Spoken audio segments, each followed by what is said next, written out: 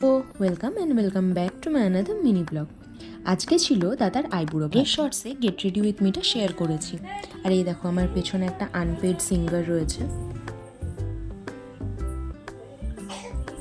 যাই হোক, সে high to our groom. তারপর দাদাকে রেডি করলাম, দাদার চুল ঠিক করলাম। রেডি করার পর নিচে এসে দেখি সেট আপ তৈরি হয়ে গেছে। আইবুড়ো ভাতে যা যা আয়োজন করার সব করা হয়েছে। আস্তে আস্তে আশীর্বাদ শুরু হলো। সবার আগে করলো ঠাম্মা, তারপরে মা, তারপরে দিদি, এরকম করে একে একে শুরু হলো। দাদা কতদিন ধরে এত মিষ্টি খাচ্ছে, ওই জন্য আমার আর দিদির প্ল্যান ছিল দাদাকে হয় কোনো ভাজাভুজি বা অন্য কিছু খাওয়ানোর। আর এই দেখো, এখানে মাছের মাথা ধরে পোজ দেওয়ানো হচ্ছে আমাদের। দাদার বেঁচে থাকা আইবুড়ো ভাতের খাবার আমরাও খেয়েছি। খাওয়া দাওয়া করে এই দেখো বসে পড়েছি মেহেন্দি করাতে। ততক্ষণে বাইরে গিয়ে দেখি বড় জামাইবু চলে এসছে। বিয়ের ছাতনাতলার কলা গাছগুলো তো জামাই দেরি লাগাতে হয়, সেই জন্য বড় জামাইবু চলে এসেছিল। আর এই দেখো কত স্ট্রাগল চলছে।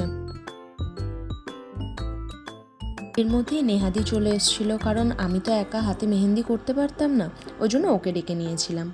ও আমার মেহেন্দি দুই হাতেই করে দিয়েছে। আর এই দেখো আমার বৌদির অবস্থা, ঘুমে ঢুলছে অথচ মেহেন্দির যেন কিছু না হয়। এরপরে আমি আমার বড়দিকেও মেহেন্দি পরিয়েছি। তারপর আমি, দাদা, বৌদি সবাই মিলে চলে গেছিলাম আইবুড়ো ভাতের নেমন্তন্ন খেতে। এই ব্লগটা এখানেই শেষ করছি। ভালো লাগলে কমেন্টে অবশ্যই জানাবেন।